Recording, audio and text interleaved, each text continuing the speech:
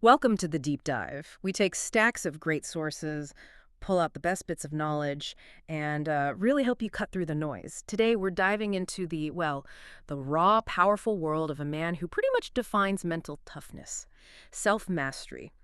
We're looking at excerpts from a book with this really striking line: "You are in danger of living a life so comfortable and soft that you will die without ever realizing your true potential."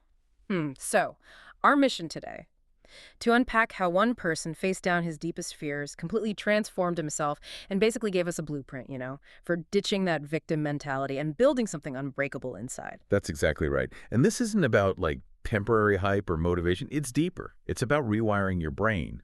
Our sources really take us on this journey. Starts with a childhood that looked okay outside, but underneath, profound trauma. Then through intense military stuff, extreme athletics. We're going to explore the strategies he built, the tools he used to overcome just impossible odds, and crucially, how you can maybe apply some of that in your own life. Okay, let's get into it then, right from the beginning. The sources show this stark contrast, appearance versus reality. We start in Williamsville, New York. Looks like the American dream, nice house, fancy cars, the, quote, happy, well-adjusted Goggins family. But wow, that surface hit a lot. Oh, absolutely. The material paints a really disturbing picture.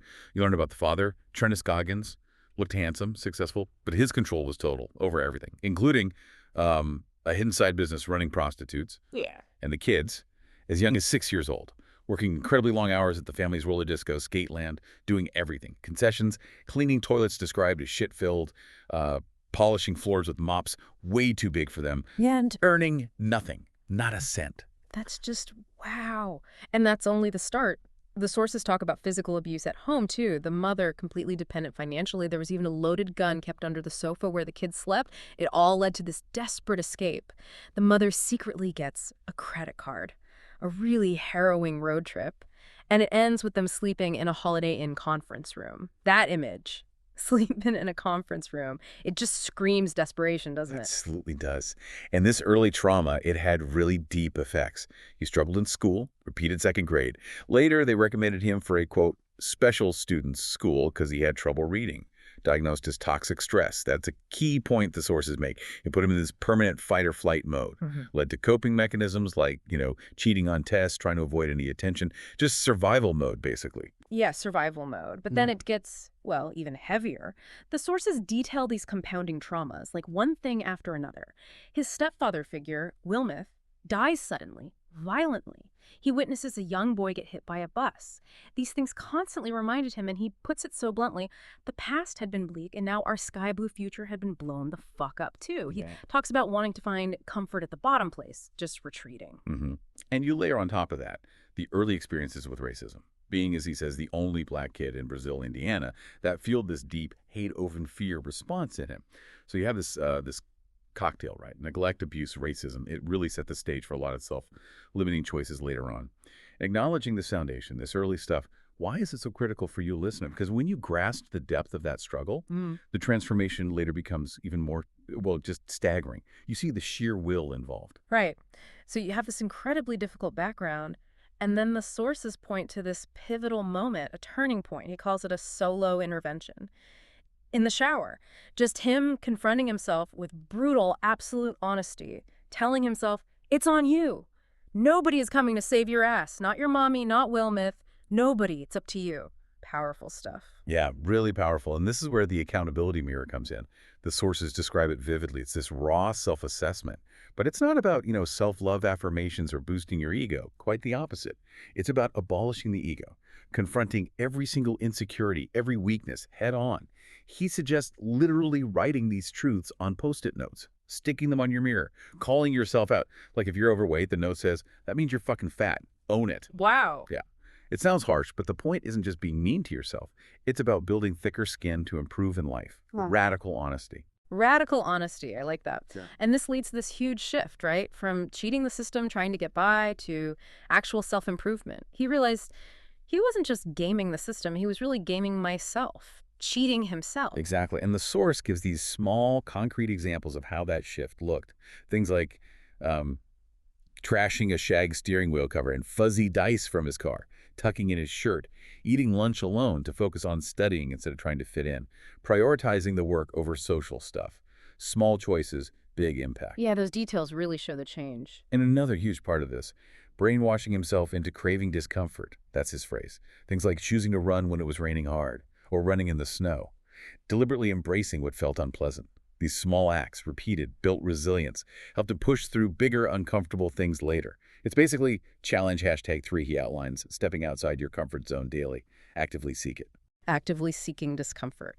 Okay, so this personal transformation starts brewing, and then it meets this, well, monumental challenge.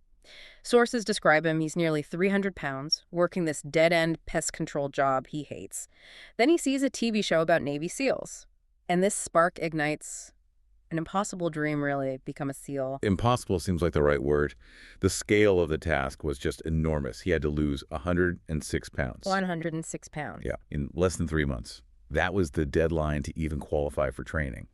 So he creates this blueprint, as the sources call it, a grueling daily routine. Starts at 4:30 a.m., studying for the ASVAB test while on a stationary bike, then 2 hours of swimming, then a gym circuit high reps, then another 2 hours on the bike. Oh my God. And he even started running in Bates Lights boots, the same kind SEAL candidates wear, just immersing himself completely. He calls that time a constant grind, just relentless. He's visualizing himself already in BUDS training, listening to the Rocky soundtrack for motivation, which is kind of classic, right? Totally classic. And you see the progress in the sources. Drops 25 pounds in just 2 weeks. Eventually, he's running miles every day, swimming, cycling. Yeah, it wasn't just about the weight, was it? It was about reclaiming a sense of purpose, reclaiming his identity. Exactly, but it wasn't just physical, right? There's the academic side, too. Oh, yeah, absolutely. The intellectual challenge was just as intense. He failed the mechanical comprehension part of the ASVAB the first time, so he just buckled down, studied for hours and hours. And he figured out this unique way to learn that worked for him, based on transcription, memorization, and recall. He literally wrote out entire textbooks, page by page, multiple times. Loves them out. Wow. Yep. It really shows what he means by talent not required. It's not about innate gifts. It's about finding your way to put in the massive necessary work. Sheer effort can overcome perceived limitations. And the payoff. He passes the ASVAB and screams, yes, right there in the testing center, and then makes this incredibly tough, life-altering decision. He gets divorced to fully pursue this dream, choosing, as he says, who I wanted to be over the comfort and familiarity of his marriage. That just shows how total the commitment was. It forces these huge personal choices. Total commitment. That leads him right into Hell Week, which the sources call medieval. I mean, that description fits. It's 130 hours, nonstop, designed not just to test your body, but to break you mentally, reveal your true character. And he actually went through it more than once, right? He did. There's this incredible story about his second Hell Week. He got rolled back the first time because of double pneumonia. Can you imagine? Double pneumonia during Hell Week. Yeah. But he comes back, and he's with this boat crew he describes as thick with bad motherfuckers. Just a tough, determined group. Okay, so this is where the calloused mind idea really comes into play. Exactly. He explains it like this. Just like your hands get calluses from hard work, making them tougher, your mind can develop mental calluses. These protect you from hardship. It's about shifting your perspective, not seeing yourself as a victim, but using negative stuff, pain, setbacks, as fuel, as motivation. Yeah. There's this intense story about an instructor, nicknamed Psycho Pete. Pete challenges him to an impossible swim, 1,000 yards, open water, hypothermic conditions, on an injured knee. Just brutal. Jeez. And Goggins' response, his defiant thought, that's how you lead from the motherfucking front, becomes this defining moment of just pure defiance against the odds, against the pain. That mindset, using it as fuel. And then there's this other concept, taking souls. What's that about? It sounds intense. It is intense. The sources describe it as gaining a tactical advantage, not just over, say, the instructors or competitors in a race, but over adversity itself, over the situation. He and his boat crew 2, they started defying expectations, doing more than asked, chanting, "You can't hurt Boat Crew 2." Wow. They literally outperformed everyone else, turning their own suffering into this form of mental warfare against those trying to break them. It's about thriving under pressure, not just surviving. And making suffering into mental warfare. Okay, that's a whole other level. And another tool he talks about, something really practical you can use, is the cookie jar. The cookie jar. Tell me more. It's a mental place, right? A repository where you store all your past victories. Big ones, small ones, doesn't matter. He describes recalling something as simple as finding a cookie he really wanted as a little kid, Oh. or remembering finally overcoming a tough paragraph when he was learning to read. Okay, okay. Why is this important? Because when you're feeling absolutely broken and beaten, when doubt is screaming at you, reaching into that cookie jar, remembering what you've already overcome, what you're capable of, it helps you spark a bunch of small fires to become the motherfucking inferno. Right. It leverages your own history. Exactly. It reminds you of the strength you already possess. You pull on past resilience. That makes so much sense. And then there's the 40% rule. This one gets talked about a lot. Yeah, it's maybe one of his most famous concepts.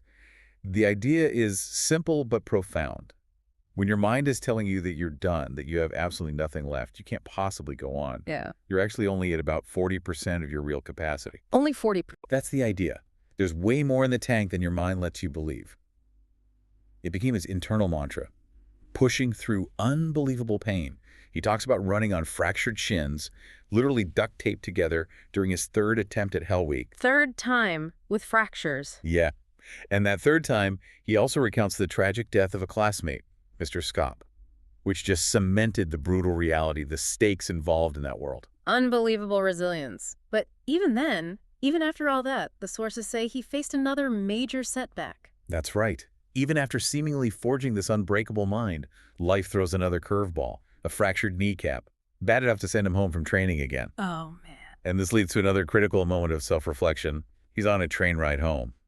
And he uses that accountability mirror concept again, really looking inward, asking himself if he was truly ready to give up the SEAL dream after everything. So even with the calloused mind, the doubt can creep back in. Absolutely. It shows that self-doubt is persistent, but the tools, like the accountability mirror, radical honesty, they can be used to confront it and conquer it again. It's an ongoing process. An ongoing process. So the journey doesn't stop once he becomes SEAL, right? It keeps going. Not at all. It almost shifts gears.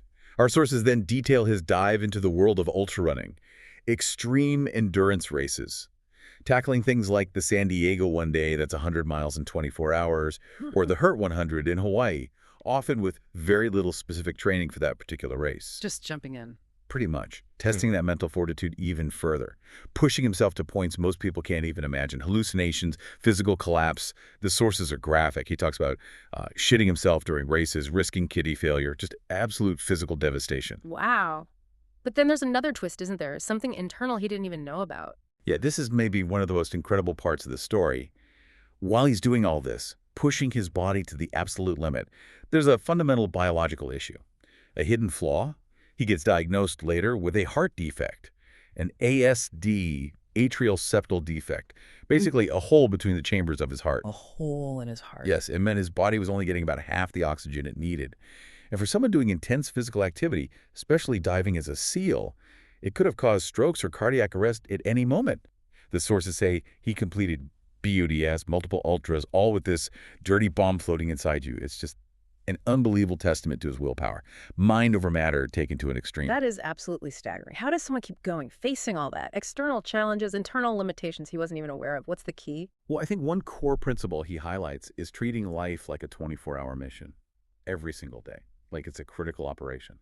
That means ruthlessly cutting out the bullshit, as he calls it, things that waste time or energy, maximizing every hour, and constantly reinforcing that idea. Talent not required. It's the heart, the hard work, the discipline. That's what gets you through. Not just raw talent. It's the relentless, consistent effort. Relentless effort. But the sources also talk about a shift later on, right? And how he approached his physical well-being. It wasn't just about pushing through pain indefinitely. That's a really important evolution, yeah. After years of just taping up injuries, gritting his teeth, pushing through, he has a near-death experience during an ultra race and a conversation with an expert, a guy named Joe Hippensteel. This leads him to discover the power of deep, targeted stretching, releasing muscles that have been locked up for decades from trauma and intense training. Locked up muscles. Yeah, including his psoas muscle. Apparently, releasing it literally made him 2 inches taller and allowed him to run faster at 43 than he could in his 20s. 2 inches taller. Wow. Incredible, right? It shows that real strength also involves wisdom. Adaptability, listening to your body, seeking new knowledge, being willing to change your methods. It's not just about being tough. It's about being smart and resilient over the long haul. Smart resilience. I like that. And finally, the sources touch on some deeply personal stuff too, beyond the physical and mental battles. They do. Moments like his reconciliation with his brother. They'd been estranged for 15 years. It happened after the tragic death of his niece. It really underscores that this journey, while focused on mastery, is also deeply human. It involves forgiveness, reconnection, dealing with loss. Yeah. And even at 43, he becomes a wildland firefighter. Yeah. Still embracing extreme challenges, still testing himself, the journey clearly isn't over. So this whole deep dive, it really hammers home that our limits. Often they're just illusions we've built ourselves. It highlights that power of radical self-accountability, the strength you gain when you actually embrace discomfort and using your past wins, big or small, as fuel. Absolutely. And the journey is never finished. There's always, as he says, more to learn. Always weaknesses to strengthen. Mm. The real measure of that armored mind isn't that you never feel pain or never fail. It's the willingness to face it head on, learn from it, and just keep fighting, keep moving forward. It's been an incredible look at just relentless self-discipline, brutal honesty with oneself, and what humans are truly capable of enduring. So we'll leave you with this final thought to chew on. When you face something that seems impossible, something that feels like your absolute limit, look it right in the eye. And don't ask, why me? Ask yourself. What if? What if? What if you could push past that 40%? What if that discomfort zone could actually become your growth zone? What if your past pain, your struggles could become your greatest fuel? That's the challenge. Go out there and explore what's really possible for you.